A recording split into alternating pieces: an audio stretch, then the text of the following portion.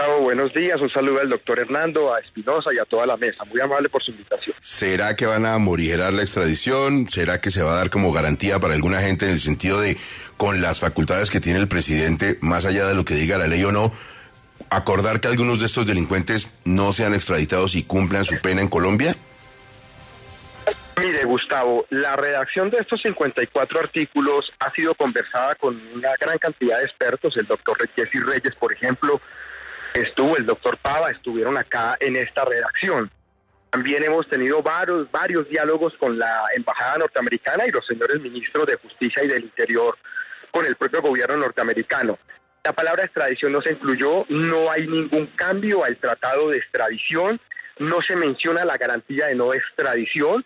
Lo que se deja eso es que llegado el momento y pues avanzado el proceso, es posible que los dos ejecutivos, el gobierno colombiano y el gobierno de los Estados Unidos, conversen sobre el tema. Pero nosotros, y espero que así vaya, creo que así es el espíritu del Congreso y del Consejo de Política Criminal, la extradición, el tratado de extradición no se toca.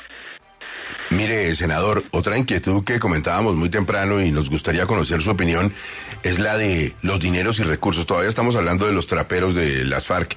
Determinar cuánta plata tiene un delincuente es muy difícil y el Estado tiene que confirmarlo. Quizás no tengamos las herramientas para confirmar si lo que están diciendo es la verdad y nos va a tocar como Estado y como nación de buena fe aceptarle al delincuente, decir, sí, yo tengo 2.000 millones, ahí está el 6% que entra al Estado colombiano. Y el señor tiene una caleta con 20 millones de dólares. ¿Cómo vamos a saber? ¿Quién garantiza que lo que dicen y la parte de ese dinero que entra a través de la ley al Estado es la que es? Mire, Gustavo, este proyecto de ley de sujeción a la justicia no trae jueces nuevos, no trae procedimientos nuevos, no trae tribunales nuevos. Está anclado a la justicia ordinaria y va a ser, por ejemplo, la unidad de desmantelamiento y lucha contra el crimen organizado de la Fiscalía que va a liderar este proceso, que era una de las discusiones que más se tenían. Había mucha mentira, porque nunca contemplamos que esto se anclara a la JEP o que se crea un tribunal nuevo. Entonces, lo primero es el bloque de la justicia, el que se va a encargar. Lo segundo es que establecemos mecanismos de contrastación en cabeza de la Fiscalía para evitar eso, o colados, o que no declaren todos los bienes, o que no digan la verdad, y quien no lo haga, pues pierde los beneficios. Obviamente siempre está la duda. No, ocultaron, pero para eso está pues esos mecanismos de contrastación y que la justicia opere. Está la Agencia Nacional de Inteligencia, la DIPOL, inteligencia policial e inteligencia militar. Y lo tercero, frente al monto de los bienes. En Colombia existe la ley de extinción de dominio desde el año 2014 que establece entre un 3 hasta un 6% con el que se queda el señor que entrega bienes o la información. Aquí se establece el mismo estándar, hasta un 6%. La gente me dirá, Ariel, ¿pero por qué? ¿No deberían devolverle nada? Pues porque una vez pague la pena, pues el señor necesita vivir con su familia y demás. Entonces se le devuelve hasta máximo un 6% que está en la ley de extinción de dominio del año 2014. Se había hablado que era el 10, que no, se mantiene los estándares del 2014. Senador, pero precisamente usted dice, no, es la unidad especial de investigación de la Fiscalía, son los jueces. ¿Se van a asignar más fiscales? ¿Se van a nombrar más jueces? ¿Va a haber más presupuesto para asumir esta llegada masiva de delincuencia a la ley del sometimiento? Sí, no, como la ley no lo prevé, hay un tema, como ustedes lo estaban mencionando antes de la entrevista del ministro Campo, de la regla fiscal. Entonces sí, se prevé un fortalecimiento. El fiscal Barbosa, con quien me encontré hace una semana, hablaba de unos números de fortalecimiento, pero evidentemente la justicia va a ser fortalecida dentro del bloque de la justicia ordinaria. No repito, ni tribunales nuevos, ni jueces nuevos, ni procedimientos nuevos. Es dentro del tribunal, dentro del bloque de la justicia ordinaria, pero habrá un fortalecimiento, sin lugar a dudas. Senador, otra de las cosas que mencionábamos más temprano es un parágrafo del artículo 17, que básicamente dice que las personas que ya han sido condenadas y que estén en un centro de reclusión, que estén privadas de la libertad, pueden acceder a una libertad condicionada aplicando unos requisitos. Y leyendo los requisitos me queda la siguiente duda, senador. ¿Esas personas solo tienen que firmar un acta, manifestar una intención de acogerse, suspender la actividad ilícita y salen de la cárcel? ¿Eso no tiene que pasar por control, por ejemplo, de un juez o de un fiscal? Bueno, entonces mire, hablemos un poquito de las penas para aclararle a la gente. Lo que establece esta ley es un rango un poco superior a lo que fue Justicia y Paz con la desmovilización paramilitar.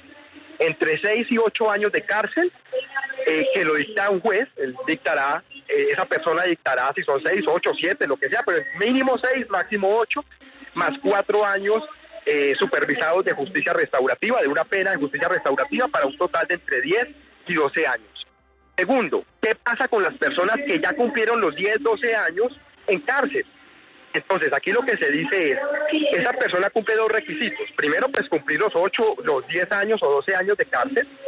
Luego, cuando el grupo, la estructura armada, firme el acta colectiva de sujeción a la justicia. Eso puede ser un año, año y medio después de la firma de la expedición de esta ley. Y luego, durante un año, la fiscalía verifica eso que usted me está preguntando, si cumplió o si no cumplió, y en ese momento puede salir de la cárcel. El que ya ha cumplido la pena, el que no, pues tiene que cumplir la pena, pues manifestar, etcétera. Pero si hay personas que ya pasaron los 12 años, cumplirían esos 2 filtros. Bueno, a propósito del asunto de la Fiscalía, José Andrés tiene una inquietud. José Andrés, lo escucha el senador Ariel Ávila. Senador Ariel Ávila, muy buenos días. Mire, en esta ley, en este borrador de ley, a la Fiscalía la colocan como uno de los candados en los filtros para evitar colados. La Fiscalía, según el artículo 250 de la Constitución, su función es investigar delitos, no hacer filtros. Eso lo debería hacer el gobierno nacional. Entonces, ¿cuál va a ser el papel que va a jugar la Fiscalía en este proyecto? A ver, una de las preguntas es sobre los temas de colados. Lo que hemos puesto es doble candado, y es un primer candado es el Ejecutivo, que es la Oficina del Alto Comisionado, la Dirección de Inteligencia de la Policía, DIPOL, Inteligencia Militar y Agencia Nacional de Inteligencia reciben la lista, una primera lista, y depuran.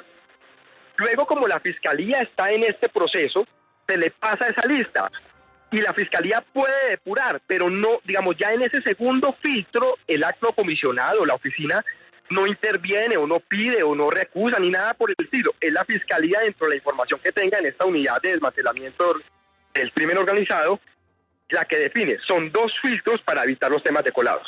Y se ajusta a la ley. La Fiscalía investiga, tiene información y demás, y por tanto puede o no puede pues excluir gente de acuerdo a la información que tenga. Senador, la unidad a la que usted hace referencia, me están diciendo personas que trabajan en la Fiscalía que tiene apenas 20 fiscales, que cómo se va a atender ese sometimiento apenas con 20 fiscales. Si bandas criminales hay muchas, son seguramente cientos de hombres o miles. Va a haber un fortalecimiento de esa unidad de la Fiscalía. Eso es una conversación que hemos tenido con el fiscal Barbosa. Va a haber un fortalecimiento si el Consejo Superior de la Judicatura, obviamente en su independencia, me imagino, que llamará jueces especializados en esto, pero va a haber un fortalecimiento institucional. Nosotros en eso somos conscientes que ese fortalecimiento. Lo que queríamos dejar claro, Espinosa, era que no iba a haber tribunales diferentes o procedimientos diferentes. Es con las unidades que ya existen, que obviamente tendrán que ser fortalecidas. Senador, ¿le da a uno la sensación de que van a terminar pagando menos cárcel de lo que pagaron en su momento los paramilitares en Justicia y Paz y los guerrilleros de las FARC con el proceso de paz? ¿Es así?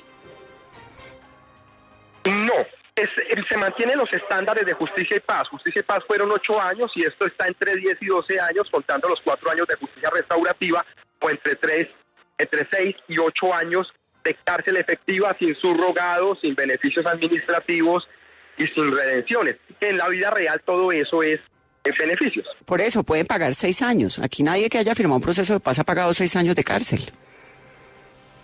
Podría estar en el juez, es lo que establece la ley. Señor. A ver, senador, ya que Vanessa menciona todos estos grupos, ¿la segunda Marquetalia podría aprovechar las ventajas y bondades de esta ley?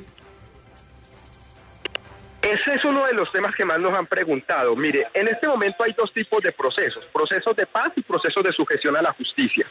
Esta es la oferta del Estado para el tema de estructuras criminales de alto impacto. ¿Dónde entran las disidencias? Si en procesos de paz o de sujeción a la justicia. Eso lo determina una comisión de alto nivel que fue creada en la Ley de Orden Público, que le recomienda al Ejecutivo.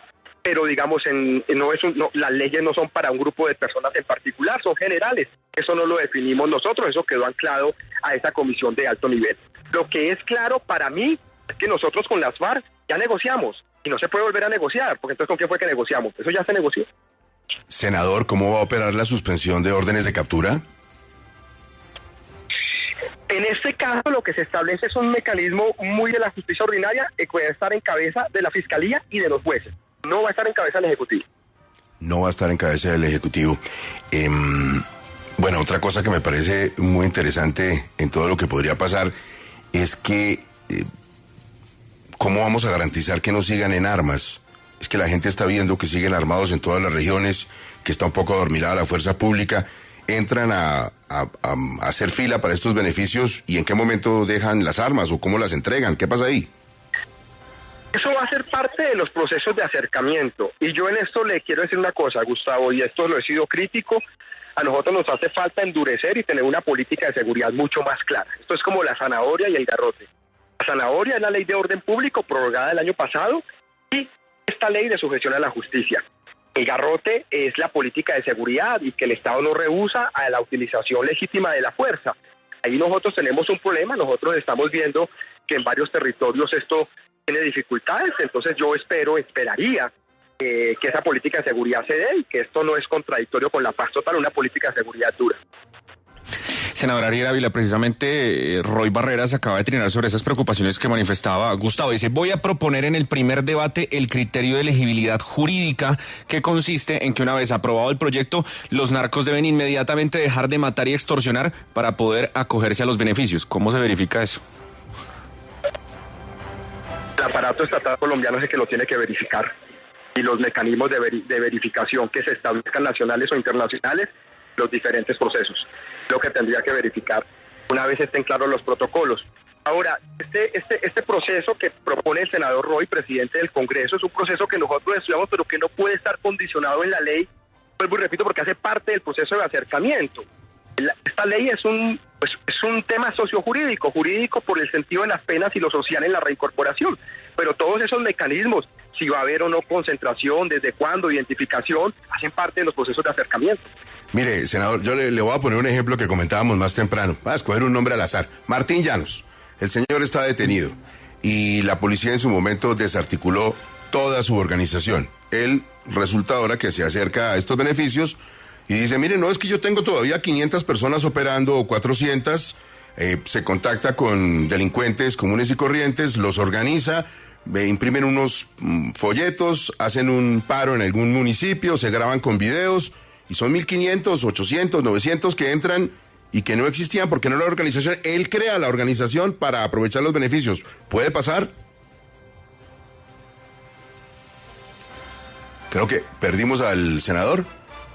Bueno, vamos a intentar llamar al senador. Ahora, también lo del 6% del dinero me parece interesante que lo conversemos con él porque finalmente es legalizar dinero producto del narcotráfico, Espinosa. Sí. Es una operación legal de lavado. Sí, el gobierno tiene con eso un par de argumentos. El primero lo alcanzó a mencionar el senador Ávila, y es que, en efecto, Gustavo, hay una ley del 2014 que permite a ciertos criminales en ciertas condiciones. Y lo segundo, que habrá que ver, hacer la comparación en eso que llaman el derecho comparado, que pues es una cosa muy como para Hernando, si la ley RICO en Estados Unidos establece algo parecido, si en Estados Unidos les permiten quedarse con algo. A ver, senador, ¿usted alcanzó a oír el ejemplo o se lo repito? Me lo repite, Gustavo, discúlpeme que se cayó la llamada, mire, por favor. Yo soy un capo que está en la cárcel, me desarticuló la fuerza pública hace años toda mi organización.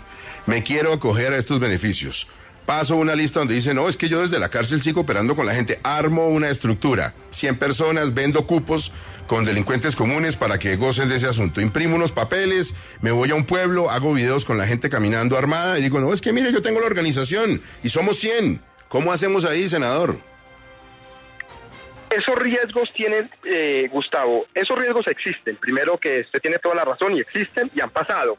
El de la cacica La Gaitana de Tolima, que tiene hoy en líos judiciales al entonces comisionado de paz, el señor Restrepo, eso fue lo que, es así como usted lo está narrando, exactamente fue lo que pasó.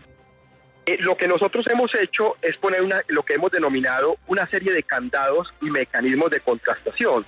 Con el tema, por ejemplo, de los colados, el doble candado del que ya hablé aquí en la entrevista, o el papel de la Fiscalía. Eso lo que nosotros estamos diciendo es que esos candados es la justicia ordinaria la que va a hacer el seguimiento con las diferentes direcciones de inteligencia y para evitar esos casos. Y quien lo haga, pues pierde todos los beneficios. Pero es el Estado con la información. Gustavo, yo quiero que, digamos, la justicia colombiana, todos le tenemos muchísimas críticas a esta Fiscalía y usted sabe mis discusiones, mis diferencias profundas con el fiscal Barbosa que han sido pues ventiladas en medios y demás. pero es lo más fuerte que tiene este Estado. Por eso nosotros no nos aventuramos a crear nuevos tribunales, ni mecanismos, ni nada. El riesgo existe, pero esperamos que con la información disponible esos riesgos queden bastante aminorados. Senador, aquí se ha hablado del estímulo para que todos estos delincuentes entreguen sus redes de apoyo también hacia abajo, los sicarios, las rutas, etcétera. Pero ¿qué pasa con las redes de apoyo hacia arriba, con los gobernantes, con los congresistas que están, muchos de ellos, vinculados también con estas bandas delincuenciales? La entrega de información y de estas redes es a todos los niveles, y lo que nosotros esperamos es desbaratar la cadena de la economía criminal de estas redes. Por ende, nosotros sí esperaríamos que se entregara, si existen funcionarios públicos, miembros de fuerza pública vinculados a esto, que se entreguen los nombres concretos, igual que políticos y demás cosas, igual que los mecanismos de lavado de activos. Esto va a ser una verdad total, política, digámoslo así. Esto no es solo entregar verdad a las víctimas, que es muy importante. O sea, yo no estoy diciendo sobre la información sobre masacres, homicidios, es muy importante. Pero en este caso, para desmantelar de alto impacto, es solo una, porque hay otras que requieren desmantelar la propia organización criminal. Senador, le voy a hacer una última pregunta que tiene que ver con ese asunto que nos preocupa a todos de los colados. Hay personas inescrupulosas que estarían vendiendo cupos en esos procesos de paz. Algunos colegas están trabajando en esas investigaciones que podrían acercarse en algún escenario a funcionarios de gobierno, incluso personas muy cercanas al presidente de la República, y entiendo que algunos funcionarios de alto nivel en los últimos días han estado llamando a los jefes de estos periodistas para saber si se trabajan esos informes y si esos informes van a ser públicos. ¿Quién está llamando? ¿Usted ha llamado, ha hablado con el jefe de algún periodista para saber si se trabaja en algún informe alrededor de esto de los colados? No, Gustavo, pero además usted sabe que yo vengo del mundo del periodismo. Si ustedes lo tienen, le ruego el favor que lo saquen. Y cualquier persona que esté jugando con la paz total de los colombianos, ojalá se pudra en la cárcel y que no reciba ningún beneficio. Que aquí somos muchos los que por años le hemos puesto el pecho al tema de la paz y la hemos defendido a capa y espada, como yo estoy defendiendo esta ley. Pero si existe alguna persona, no importa la cercanía que tenga con el alto gobierno, está en esto, yo sí le pido el favor que saquen el informe lo más pronto posible, y le pido al fiscal Barbosa que vaya a fondo con esta gente. Pero esos inescrupulosos tienen que estar en la cárcel. Mire, otra pregunta, senador, una inquietud que también compartíamos muy temprano con los oyentes.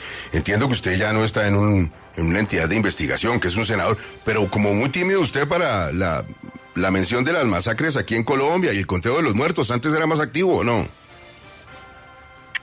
Mire, Gustavo, nosotros en este momento, yo quiero hacer esa pregunta, me la han hecho 2 o 3 veces esta semana. Estamos trabajando profundamente en la construcción de la paz total. En varios videos, lo que pasa es que seguramente la gente no los ve, o si los ve no los entiende. Yo he dicho que tenemos problemas serios en nuestra política de seguridad, y que si nosotros no corregimos que esto es garrote y zanahoria, esto nos va a ir mal. He hecho críticas profundas, he recomendado que hay que hacer en la política de seguridad, no me han escuchado mucho, y lo seguiré diciendo, lo he dicho públicamente y lo he dicho en privado, y vuelvo y lo repito acá. Yo creo que la política de paz total, la zanahoria, si esta ley pasa, va a quedar bien diseñada, pero yo estoy muy preocupado con la política del garrote. Yo noto que hay un problema muy similar al del anterior gobierno, que lo resumo en 3 partes. Después de lo que fue el escándalo de las carpetas del ejército, la inteligencia militar y policial está muy desordenada, y eso necesitamos corregirlo e intervenirlo rápido. Un tema territorial de nuestra fuerza pública que mantiene la seguridad, pero que no da cuenta de las organizaciones criminales. Por eso hemos propuesto fuerzas de tareas contra organizaciones criminales. Y un tema durísimo para el tema de seguridad ciudadana. En eso es que nosotros estamos, pero yo lo he dicho y lo he sido crítico, de que en política de seguridad estamos muy mal. Mire, antes de dejarlo ir, ¿qué pasó con el dron? ¿Qué fue ese episodio? ¿Ahí cómo quedó el asunto? La policía está investigando. Yo les he dicho a ellos que saquen un comunicado si era un dron oficial, pues yo vivo cerca del centro de la ciudad, o si no era oficial, pero que por varios días eso estuvo sobrevolando. Ellos me dijeron que en 15 o 20 días sacaban el comunicado, ya la denuncia también está en fiscalía. Yo esperaría que entre esta y la próxima semana se sacara el comunicado. Senador, ha sido usted muy amable por atendernos. Yo creo que son inquietudes muy válidas para entender esto que nos viene con el sometimiento de las bandas. Seguiremos hablando del tema, volveremos a conversar con usted. Gracias, senador, buen día. A ustedes siempre la voz. Un abrazo, mil gracias.